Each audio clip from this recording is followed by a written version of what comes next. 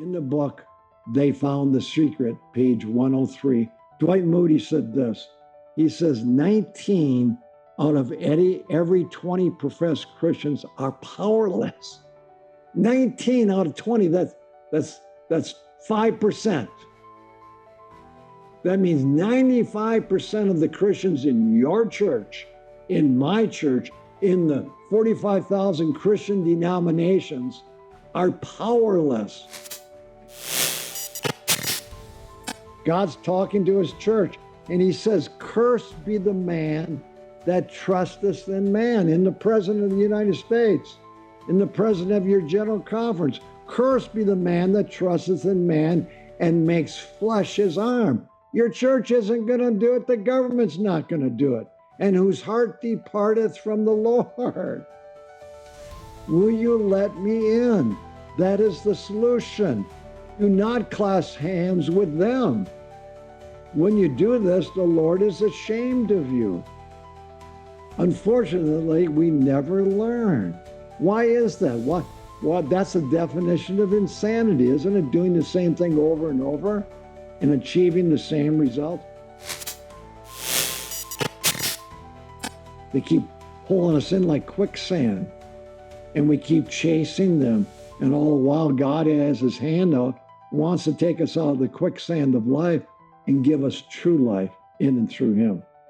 He lives to empower us in the present. And few there be that find it, possess it, and live it. Why does Christ say only a few of the Christians find it? Because the Christian churches like us to think that everybody that attends their church has found it. Are you chasing the unrealized externals? The third myth that I chased was positions. That if I had a higher position than what I was at, that it would fulfill me, it would gratify me. And so when I thought I got that next promotion, then I'd be happy.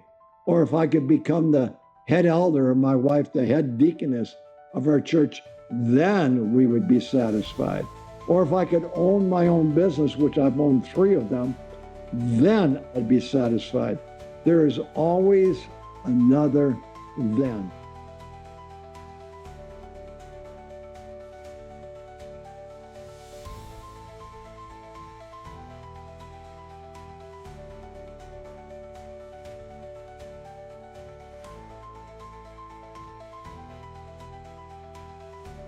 What an honor it is to be able to share with you what has been lost in Eden, what God has been calling you and I to ever since Adam and Eve, in a perfect environment, walked away from the inner sanctum of being with God. So I take my thoughts from Revelation chapter 3, verse 20. Behold, God says, this is since the Adam and Eve lost it in the Garden of Eden. God is saying to you and I today, behold, I stand at your door and I'm knocking at your door today, every moment throughout the day. If you will hear my voice and open that door, that's a choice that you and I have to make each and every day and throughout our day. If you will open the door, I will come into you. God says, I'll come into your heart, into your mind, into your soul, into your choices, and I will empower you. I will come into you and will commune with you. God's a communicating God, and you with me. So God is knocking at the door of his complacent church. That's you and I. That's the 45,000 denominations throughout the world. God is knocking at the door of the complacent church today, his stalled people. God is calling to you and me. Are we listening to him?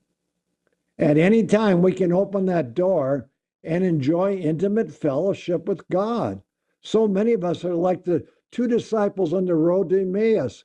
After the crucifixion, the 2 disciples were discouraged, and they're walking on the road to Emmaus, and Jesus was right by their side, and they didn't even recognize their Lord and Savior. And he was with them on their journey, wanting to comfort them, wanting to give them instruction, wanting to lift them up. and they never recognized him. Jesus was by their side and they knew it not. How can that be? Is that you? Is that me today? There is a balanced equation for letting him in. And it's found in Ephesians 2, verse 8. And I'll probably take a little bit different take on this than maybe you have understood in the past, but let's take a look at the equation so that we recognize his presence with us, that we're not like those disciples on the way to Emmaus. God says, for by grace are you and I saved through faith, and that not of ourselves, it is a gift of God. There's God's side in this equation, and there's man's side, your and my side. God always initiates. God is always there. That's why it is said in the Bible that God is the author and finisher of our faith. He initiates and he continues to initiate all the way till we enter to the kingdom of heaven. So God's part is to initiate to us what our need is in the moment. You and I are to cooperate by faith, and that's the equation. It's not complicated. Which thief on the cross are we? Remember when Christ was dying, he was initiating to the two thieves on the cross. He wanted to take them into the kingdom with him. So God initiated to one thief and to the other thief. Only one thief responded. Which thief are we? Are we going to open that door of God's initiation? Or are we an amalgamation of those two thieves? That's what I believe we are. True faith always appropriates grace. Are you appropriating the grace of Jesus Christ in your daily life? Because he's always knocking, not at the beginning of the day, not at the end of the day, but all throughout our day. He's there knocking. Will we let him in and commune with him so that he can give us the instructions and the empowerment necessary for whatever you and I are facing? That's how we let him in daily, moment by moment.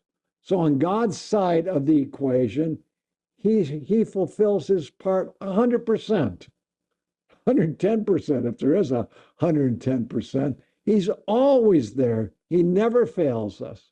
He never leaves us, never forsakes us. On our side of the equation, we haven't fulfilled that, our side, have we? I don't know where you're at. Maybe you're 25% fulfillment or 50% or 100%. Where are you in it? If we were to take the average score or grade of all the Christians worldwide, what do you think it'd be? I don't even think it would make 50%. I really don't. And we wonder why God has not returned to claim his own. God knows we have replaced or substituted him with the 7 myths. And I want to take you through 7 myths. And I want to show you a picture of what Jim Homburger was at the beginning, because I have chased all 7 of these myths that I'm going to share with you. And I want to share with you a picture of when God was knocking at the door and I wasn't listening. I wasn't letting him in.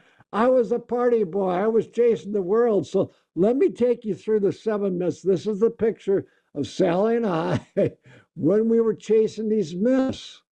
And I only share that with you so you can understand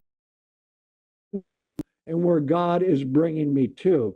So myth number 1, possessions focused happiness.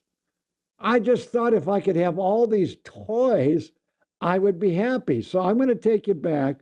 I'm not taking you to all the possessions I've chased, but I'm going to take you back to the very first possession that I wanted. I just knew that if I had this brand new bicycle, and I apologize for the black and white picture, but in my day and age, there wasn't color film.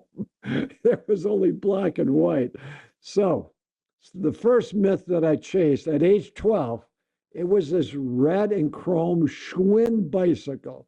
It had a headlight, had a horn, had a front and back carrier, and I believed that it would make me the happiest kid on the block. You want to know why? because it had 3 speeds. Honestly, the bicycles that I was raised with only had 1 speed, but this bike, Schwinn, came out with 3 speeds. Can you believe it? I was the proudest kid on the block, but the newness wore off, as it always does. And so now I was 19 years old, okay? And now instead of a red Schwinn bike, it was a red Pontiac convertible. And it was fast, it was sleek, it had an AM, FM radio, stereo radio at that, and it had leather seats and the prettiest girl in school who I'm still married to today. I knew I had arrived, or so I thought. So then at age 23, it was a brand spanking new home. And that new home was 1,300 square feet and had 1.5 baths. And that half bath was off the master bedroom. We were making in the world. Sally and I, we were just the proudest kids there were. But it wore off. It wasn't enough. And then at age 27, it was a grand all cedar log home in the country on 40 wooded park like acres with a beautiful field. It had a swimming pond. It was on the dead end of a private, secluded road. Beautiful gardens and orchards, deer feeding in the field, grand fireplace, cathedral ceilings, sunken living room, elaborate furnishings and drapings. You know, friends, it never fails because it never satisfies you. Psalms in chapter 37, verse 16 says, "A little that a righteous man has is better than the riches of many wicked." And I was getting the riches, but I was not a righteous man. I did not have a righteous life. In fact, I knew little of a righteous life. But God was still whispering to me as we were chasing those riches. And he was saying, "Jim, I'm here for you right now. I'm your answer. Will you open the door of your heart and let me in?" So, what is God saying to you? Are you chasing that myth? Because many Christians are. I'm not talking about the world now, I'm talking about Christians. The second myth was that people in popularity would make me happy. That if I was dependent upon the popularity of people, that I would have arrived. And for years, I strove for the recognition of my peer group.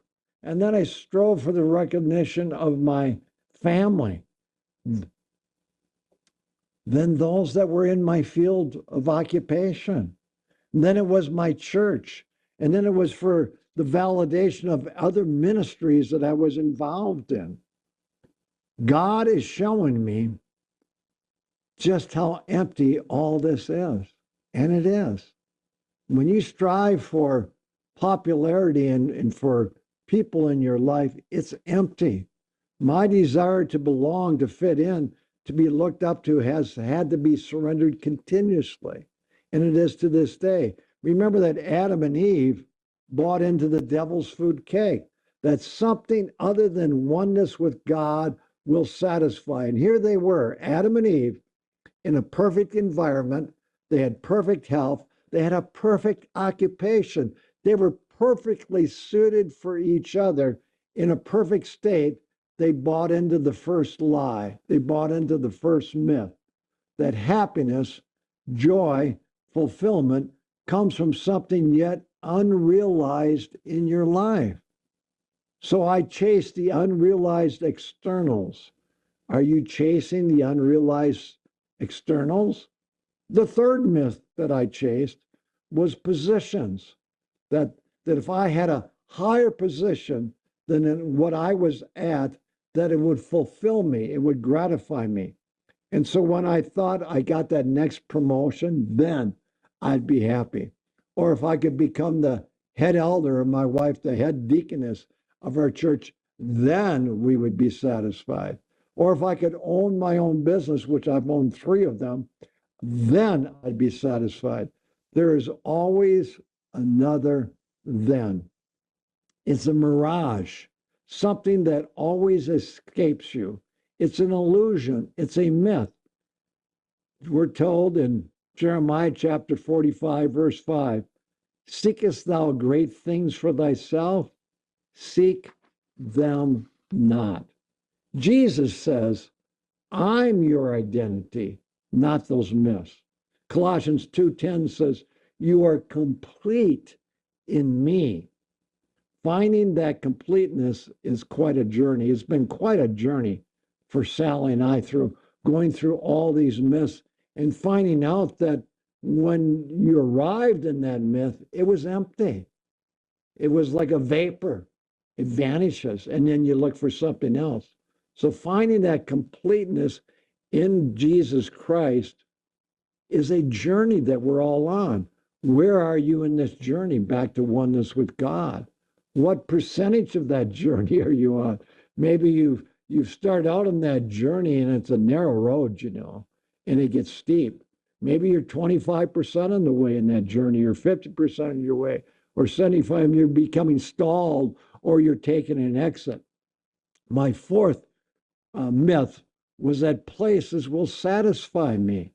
After living in the city and having two brand new homes, I just knew that if I could move to the Rocky Mountains of Montana, up in the wilderness, looking at those beautiful peaks and living with all that beautiful wildlife, with the purest air and water on earth, then that place, that destination would satisfy me. Whatever it is that your heart is beckoning to live at, that is not going to be your fulfillment. If I could travel, I thought, to all 50 states, I would be fulfilled. And Sal and I have. We've been in all 50 of our states. Or if I could travel to the different countries in the world and see all the beauty and all the different cultures, then I would be satisfied. It didn't. We've been there. And it didn't satisfy. I'm reminded that Lucifer lost it in heaven, that Adam and Eve lost it in paradise. Because you see, when harmony with God is lost, nothing else can satisfy.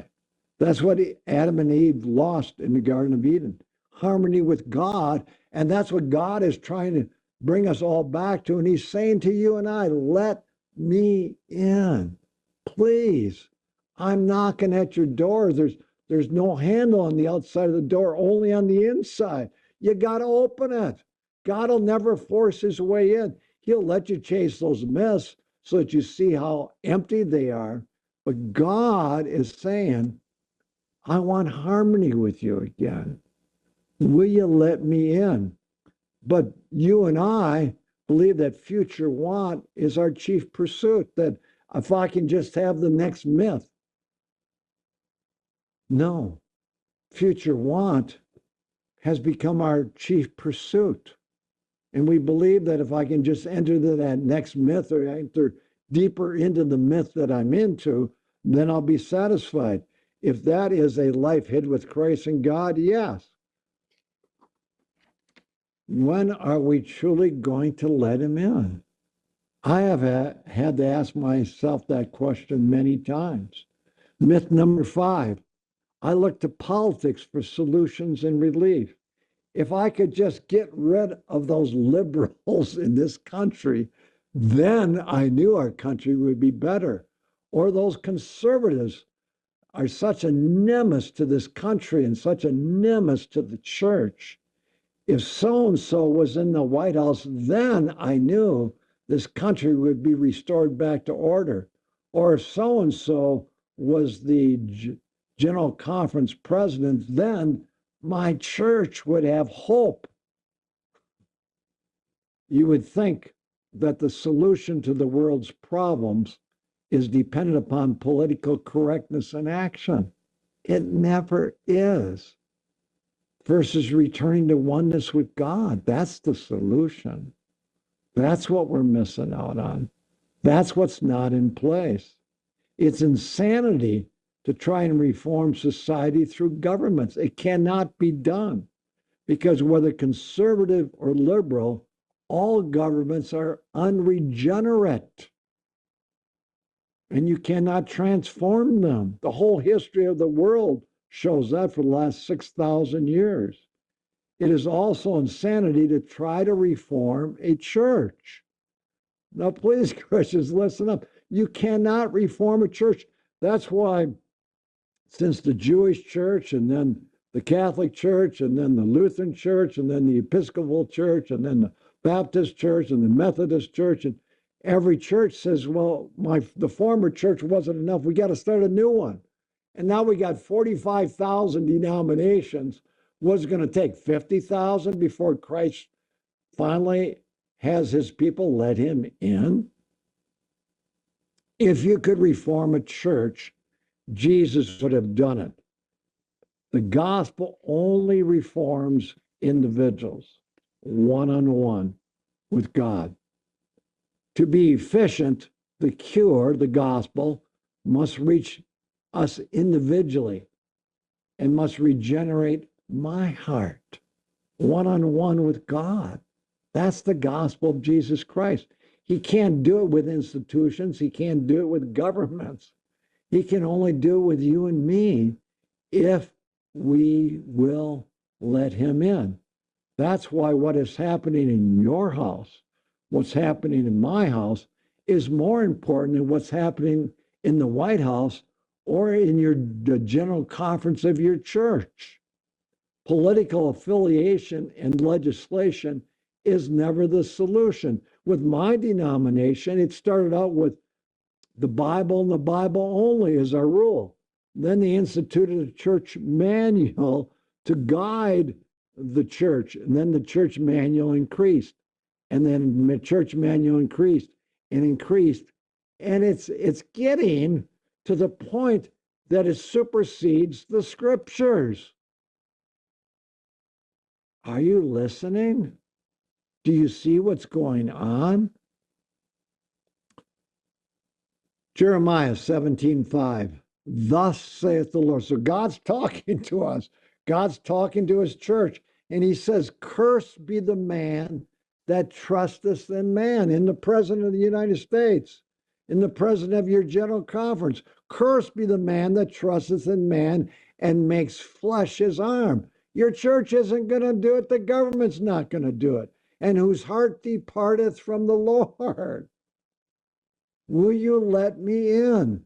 That is the solution. Do not clasp hands with them. When you do this, the Lord is ashamed of you. Unfortunately, we never learn. Why is that? Why? Well, that's the definition of insanity, isn't it? Doing the same thing over and over and achieving the same results. I received a phone call 2 weeks ago from a friend of mine, and he says, Jim, I don't think that Donald Trump, the president of the United States, will be the one that will usher in last day events. And he says, Jim, I'm looking at what's happening with the new pope that they just initiated. Do you want to know what my response was? I said, you and I, friend, are the ones that will usher in the last day events, not the pope and not the president of the United States. And he says, what are you saying, Jim? What I'm saying is this. When the character of God's people, that's you and I, that's his 144,000, when the character of God's people is perfectly reproduced in us, in you and I, that's the last great event. Then, when and then he will come to claim us at his own, when we truly let him in. Stop looking at the President of the United States. Stop looking at the new Pope. That isn't the issue for our days. You and I are the issue for our last days. When we let him in, when enough of us let him in, then he's going to return to claim us as his own, to claim his church. Those that let him in is his church. Myth number 6. This is a tough one. Pride. That's what broke out in heaven and started this whole mess. Pride, lifting up of oneself. When will we understand that the greatest freedom is having nothing to prove to anyone at any time? That's freedom. We don't have to prove to our relatives, to our family, to our friends, to our church, to other ministries that we're important. We don't have to lift ourselves up. The greatest that ever lived, that Jesus Christ said, John the Baptist coined it. He said, he must increase. He, Jesus Christ, in me, and I must what? Decrease, become less noticed, lift up Jesus Christ in and through my life. That's John chapter 3, verse 30. He must, that's freedom. I don't have to prove anything. I just have to let the glory of God work in me and through me, and then give God the credit back. When the disciples finally learned that, then they could heal, because they never gave credit to themselves, only the power that was working in and through them. Matthew chapter 23, verse 12. And whosoever shall exalt himself, if the Pope, I was so appalled at how they exalted this man in his fancy robes and standing before him, how they're exalting him as though he's the answer to this world. He's a sinner just like you and I. Whosoever shall exalt himself shall be abased, and he that shall humble himself, the President of the United States, shall be exalted. When are we going to learn that? This is a tough fit. Walking in the footsteps of Jesus Christ. That is what the popes that we make out today are supposed to do. And that is what the presidents of the countries are supposed to do. Walk in the footsteps of Jesus Christ. How are you doing so far with all these myths? How many of them have you bought into? I bought into all of them. Myth number 7, prosperity. When I achieved that, I just knew that when I achieved that 6-figure income, then it's a 7-figure income, and now today it's an 8-figure income, then my problems will be behind me. Really? Money is the solution to our problems? You would think that money could solve all of our problems. No, it isn't the solution. If it were true, why have the richest men in the world all destroyed their own lives? In my day, it was Elvis Presley and Marilyn Monroe and Howard Hughes. And then the next step were the Michael Jacksons. They were not only the loneliest people on planet Earth, but they all ended up taking their own lives because they chased the 7 myths. The 7 myths will destroy you. Why don't we bring that up to the people that are chasing the fortunes of today? Let's take a look at the 3 richest men in the world today. And they've all chased the 7 externals and have achieved them. Bill Gates, divorced. What about Jeff Bezos? Divorced. What about Elon Musk? 3 wives. Now, I'm not condemning these men. I'm saying they chased the 7 and they can't put their own relationships together, because to have a good marriage, you need Christ in you. So you sacrifice yourself for the benefit of the one that you loved, and not just fill them with the 7 myths, but you fill them with a life filled with God, and they know that you love them and that you'll sacrifice yourself for them. So I said, I chased 7 myths. Well, to be honest with you, there's an 8th one.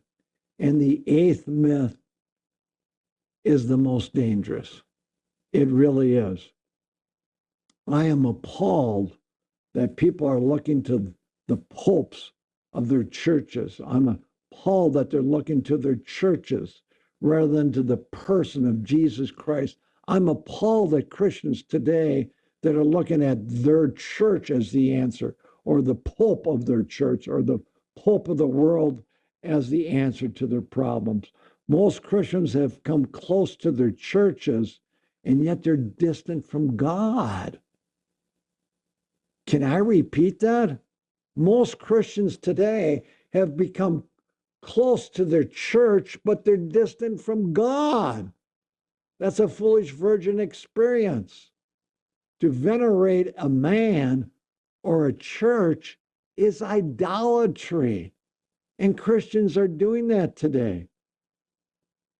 We're told that for in him, the person of Jesus Christ, for in him we live and we move and we have our being. That's Acts 17:28. For in him, let him in. He's our power. He's our wisdom. He's our strength. He is the one who will tell us what our mission field. If that's our own family, then it's our family. If that's our churches, then it's our churches. If that's the mission field of the world or the rich men of the world, then he will instruct us in that. We are to return to that oneness with God lost in Eden. And what was lost? We closed God out. And Jesus Christ has had to return to show us the door back to God. And Jesus is that door. And he's knocking on it. He's knocking on your door every day, multiple times throughout the day.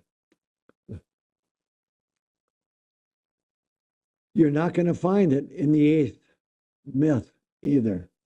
The wisest man that ever lived, Solomon, summarized it as follows: all is vanity and grasping for the wind. That's except for oneness with God. That's in the book of Ecclesiastes. Read it. He says it multiple times all throughout the book. It's vanity, vanity of vanities. It's grasping for the wind. You think you got it and you don't have it. It's only found in a person, Jesus Christ in you, Jesus Christ in me. Here you will find empowered contentment. You'll find real peace. You'll find true joy. You'll find fulfillment amidst your walk on planet Earth. The human heart has no desire that God cannot satisfy. God can satisfy every desire of the human heart. That's why Colossians 2:10, you are complete in me, no matter your circumstances. John 1:4, in him was life. That's what we're looking for, to be restored to that life that was lost in the Garden of Eden. And the life was the light of men. It's hard to detach ourselves from the eight myths. Just ask these three richest young men in the world. And why do I pick on the richest young men? Because it was the rich young ruler that Christ came to Christ and said, what must I do to enter into the kingdom of heaven? And Christ says, give up on all the seven myths, or the eight myths too.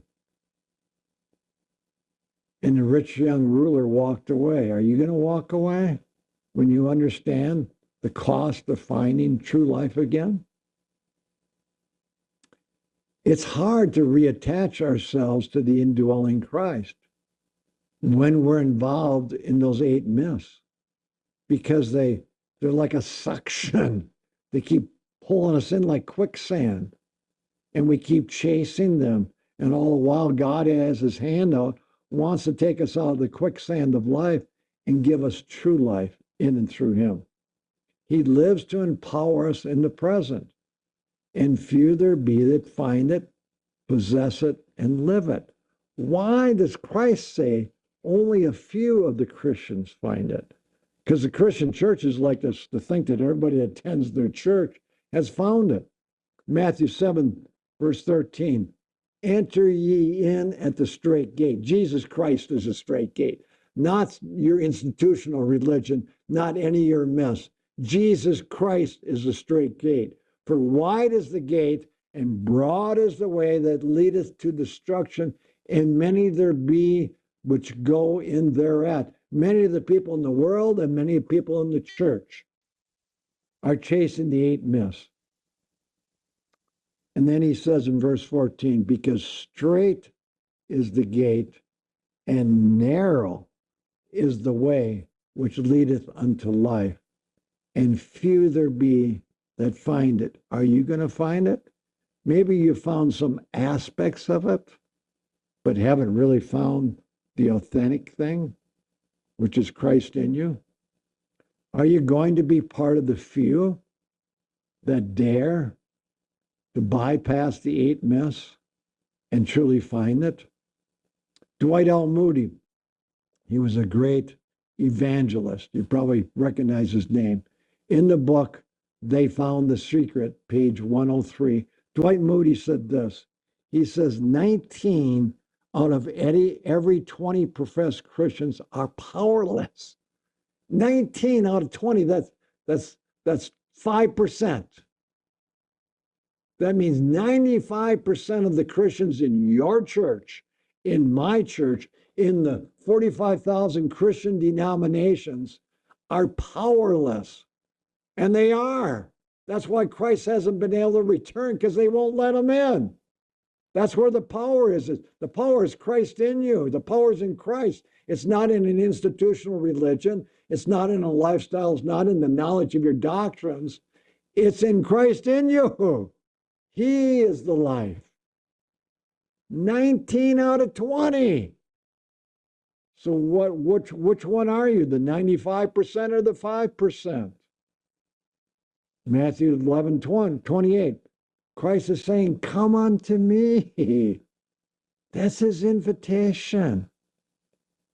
It's only found in a person, not in any of the myths or in any church, but in an indwelling of Jesus Christ. What are you waiting for? Jesus says, Revelation 3:20, the last book of the Bible. He's looking out at his church, his people, the people that he wants to have them let him in. He says, I stand at your door. Jim Hoberger, I'm standing at your door this morning. I'm knocking. Will you hear my voice? And it's a still small voice. Will you open that door? That's your choice. The door is your choice. And he gives everybody the power of choice. I will come into you then, and I will sup with you. In other words, God will give me advanced information that I need to carry out my day. He wants to commune with you. He wants to sup, is the word that's used. Jesus is waiting on us. So many of us are waiting on Jesus when Jesus is waiting on his church, his true people, his people that will dare to let him in. That's how you define who his church is, not by an institutional name, but by the people that honestly let him in, sup with him, and cooperate with him. That's his church. He wants to enter in so you can have inner solitude. He says, be still and know that I am your God, Psalms 49:10. Our greatest legacy is discovering the benefit of inner solitude with God. Jesus possessed that inner solitude with God continually. That was the secret to his power. Jesus came to live life as you and I have to live life. And the secret of that he always was in contact with his Father. It's our emancipation from the 8 myths. Will you allow God to emancipate you? Enoch did. He let God in so much that God just took him into the heavenly kingdom without seeing death. Noah did. In his day and age, they thought Noah was crazy. But Noah had inner solitude with God. That's how he knew he was supposed to build that big boat. His ark of safety. John the Baptist let him in. His own church, when God's denominated, instituted church, would have nothing to do with John. They hated the guy, but they were afraid to put their hand on him because the people respected him. John the Baptist let him in. That was the secret to these great men. Paul let him in. First, he was in God's first denominated church. Then God called Paul out of the instituted church and said, let me in. I will empower you to be the greatest evangelist the world has ever seen. They were all emancipated. And the church today is not emancipated. It is not. They all went beyond religion of their day. And you and I can as well. The secret place isn't a location. The secret place of Psalms 91 is not an institution. It's not a doctrine. It's not a lifestyle. It's an inner sanctuary, a true resting place with you and God, where God whispers to us according to his word, fully present with your God and your God-ordained thoughts. That's what God calls us to. Isaiah 30:20. And thine ears shall hear a word behind thee saying, Jim, I'm with you today. I have the solution. I have the power. I have the answers. I have the wisdom. I'll be your defense. Will you let me in? That's Psalms 91. The secret place of the Most High is the inner sanctuary that God wants to reside in you. You are to be the temple of the Lord. And our temples are to give honor back to God, not to ourselves. Resting in Jesus in everything and through everything. That was Elijah. When his church hated him, God put him by the brook Cherith for 3.5 years. Elijah didn't say, poor me, I don't have YouTube. I'm not on Facebook. I don't have the news. He had communion with God. That was Elijah. And he was so great, God took him in a fiery chariot back to heaven as an example of those of us that live in the last days, where you no longer crave constant noise. Elijah didn't crave constant noise. Moses, 40 years in the wilderness, didn't crave constant noise. They didn't need validation from any person, from any family, from any church group. They weren't involved in overactivity. I take my quiet evenings. That's how I begin my day. I begin my day by evening, because the evening and the morning were the first day. So I take my quiet evenings on my back porch, observing sundown and letting God in. So when I go to bed, my mind is rested. It's prepared. I know that God is with me in my sleeping and resting hours. And then my mind has time to sort through all the noise of what all of us face. And then early in the morning, my mind is refreshed. It's ready for time with God, time in his word, time in prayer. And then I go to my back porch and the sun's coming up. I get on my elliptical, and I'm on my elliptical working out, getting refreshed. And I'm thinking about what I had just read in God's word and what I just prayed about, and I'm letting God in. Do you do that? Or are you too busy for God?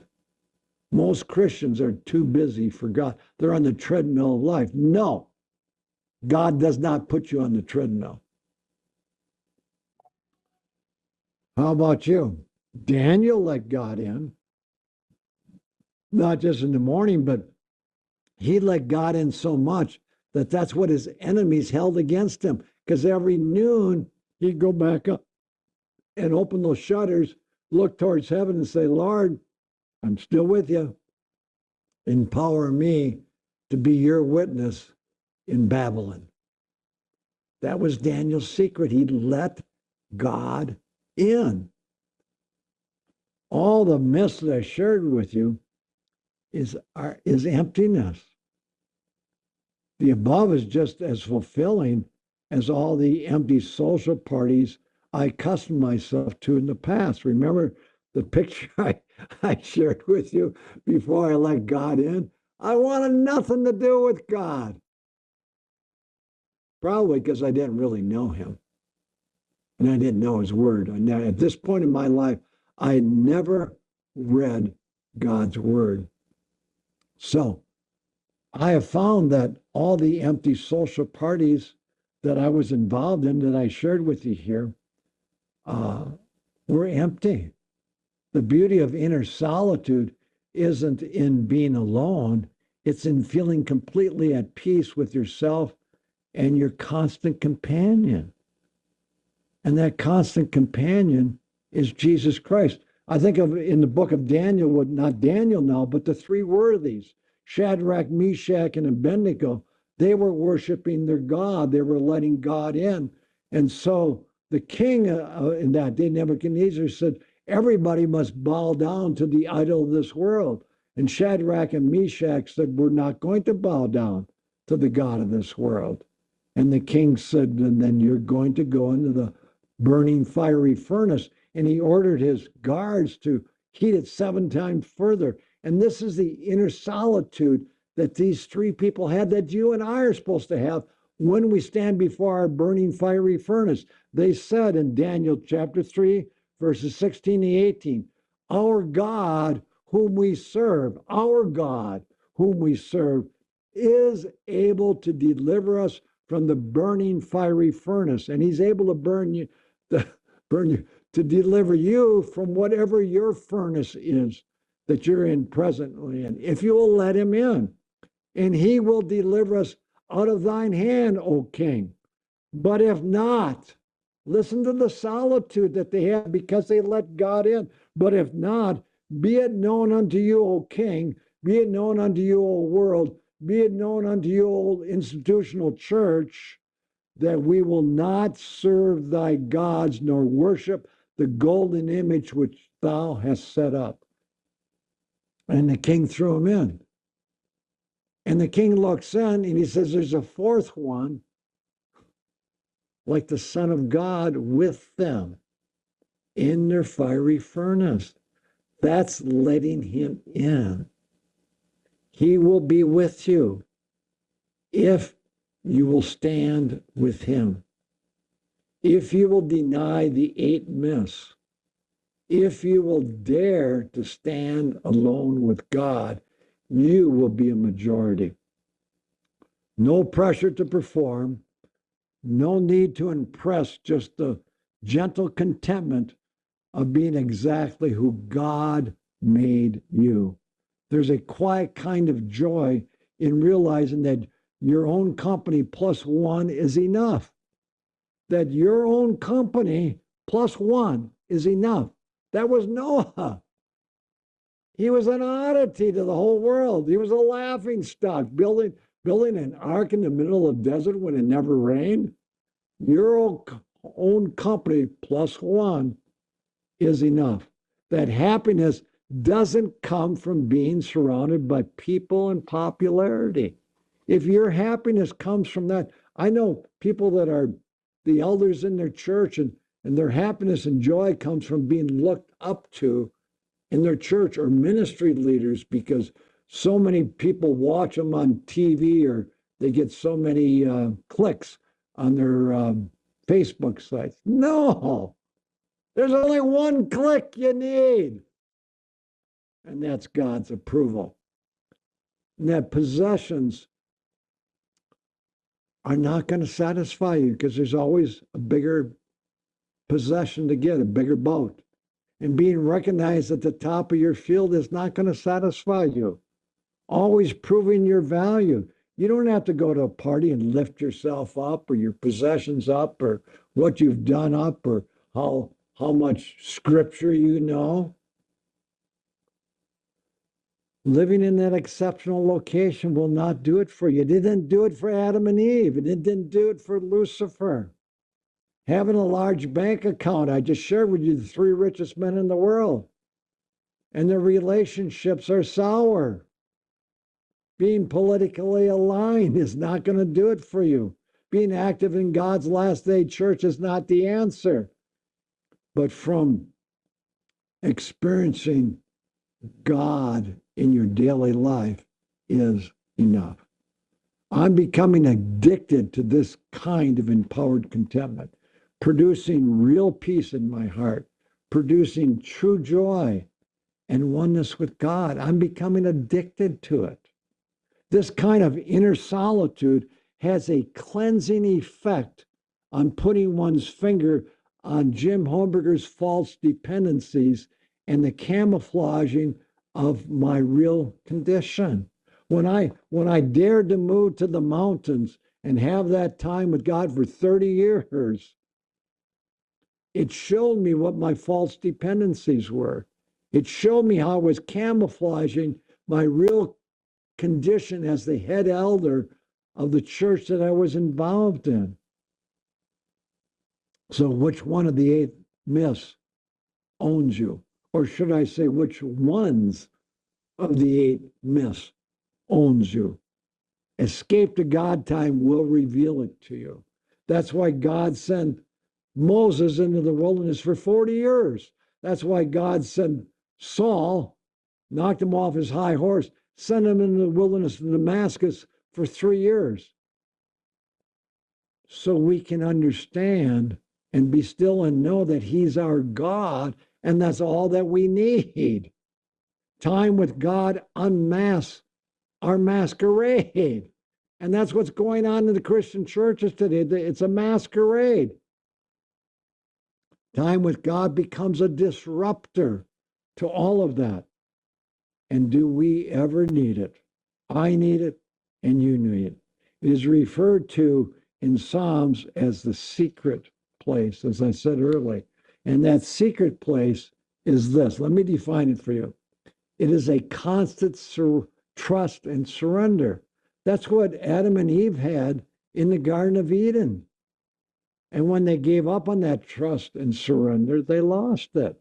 It is not only a constant trust and surrender, it is sustained by continual communion with God. That was the key to Jesus' life.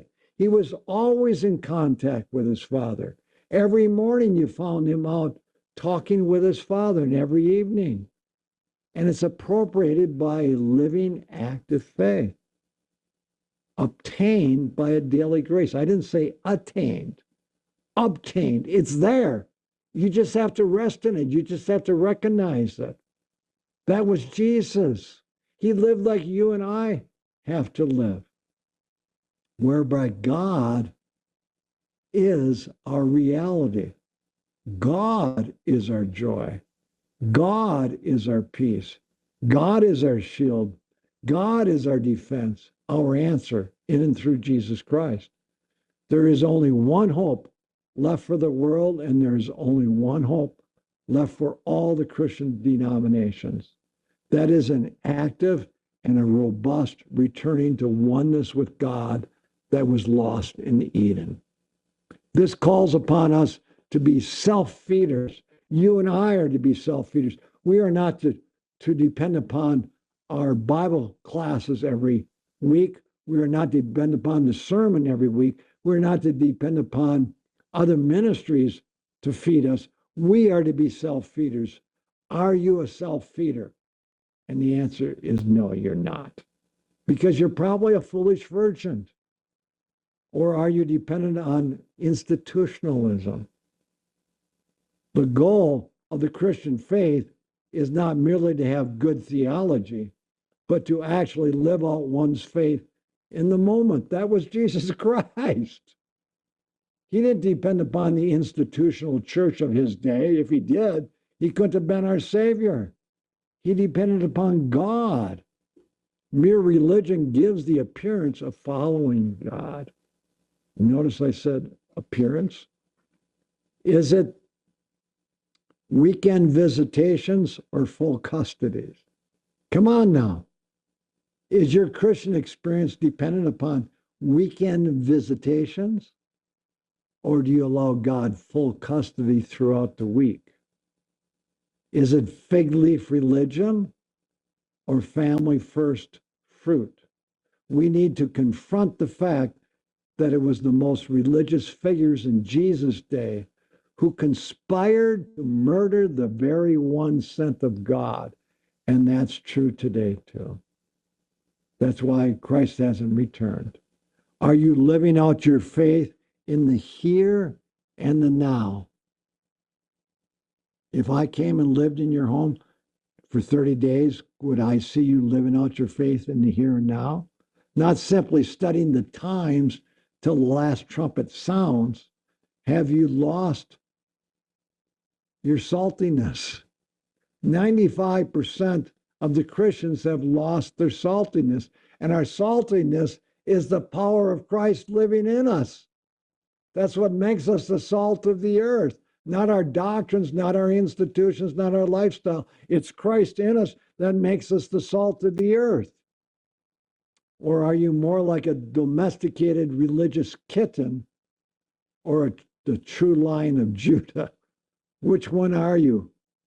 A pussycat Christian, or are you the line of Judah? Jesus was the line of Judah. All of us need to stop playing church and be the church. That's what God's calling us to be. Will you be the church?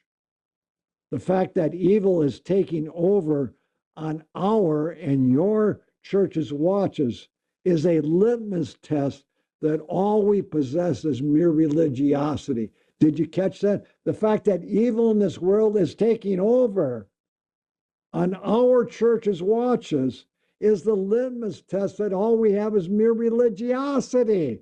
We don't have enough with 45,000 denominations to bring about the second coming of Christ. Hello? That's insanity. We've got to break from that and realize what the real problem is. We're not letting him in. Dare we put the finger on the very pulse of our true condition? That's what I'm attempting to do, not just for you, but for me. A flimsy faith that has made its peace with lukewarmness and secularism. Is that you? A flimsy faith? Lukewarmness? Secularism in your life? Is that us? Yes, it is.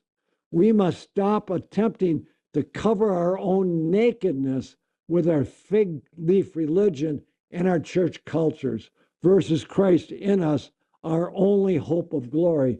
May God uncamouflage our substitutionary counterfeits and our religious pacifiers.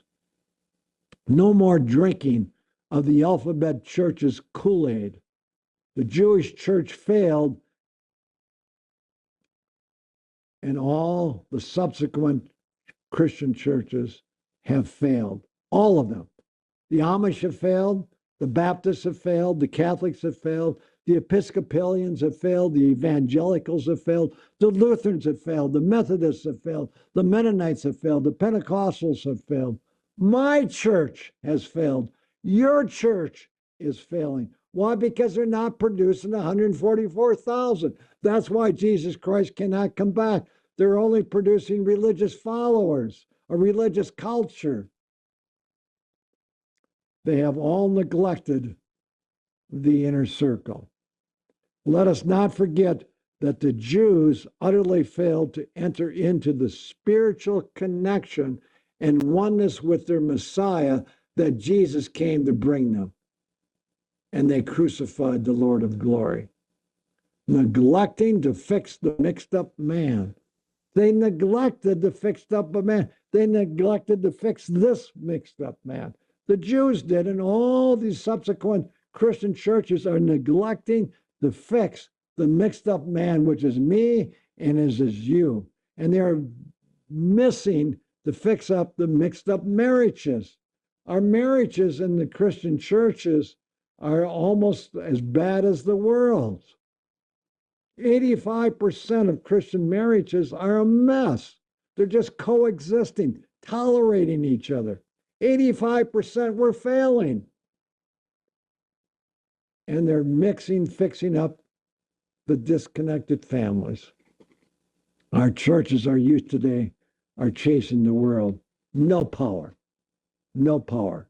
Not dealing with their own hearts, not dealing with their own marriages, not dealing with their own families, imbuing them with power, the power of God from on high. God is looking for a demonstration to say, not just here's Enoch, not just here's Noah, not just here's Elijah or Paul. God's looking for a demonstration of his people, his 144,000, his church that has let them in, and that their lives, their marriages, their families are well ordered. They're Christ centered. And he can say, here is my church. I'm coming back and I'm taking them home with me. This is the order which Christ instituted and is frequently bypassed by all the denominations, neglecting it for some wider and more distant field where their labors are frequently expended in vain. Will you cease from your slumbering condition and choose to become a star-like light for God? And let me close with this powerful statement in John chapter 1, verse 11 and 12. He came unto his own. Jesus Christ came unto his own, and he wants to come unto his own again. He came unto his own, and his own received him not. That's our condition today. He comes unto you and me every day, and we will not receive him. Not at the beginning of the day, not throughout our day, not at the end of the day. That's why the work on earth is not finished. He's coming unto his own, and his own will not receive him. But as many of us that will receive him, to them he will give us power to become the sons of God. We will let him in, and then he can come back and claim his church at his own. Will you please let him in?